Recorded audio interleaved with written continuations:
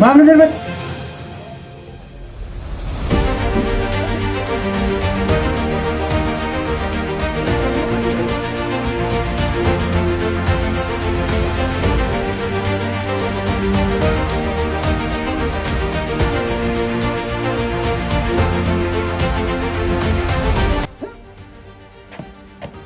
Maamni darbat.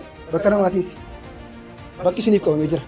Akkuma beekamu kamisa fuula keenya dura jiru ayyaana du'uu fi du'aa ka'uu gooftaa keenya Yesuus sababeeffachuun sagantaan qophaa'ee waan jiruuf hundumti keessan affeeramtaniittu. Bakki waldaa Haleluuyaa Dirree Tokkummaa sa'aatii 11:00 walakkaa. Yuunivarsiitii Wallaggaa. Meera Budaaramaa. Dhiifama. Hundumti keessanuu affeeramtaniittu sa'aatii kana Yesuus du'aa keera. Du'aa keera mi Yesuus du'aa keera.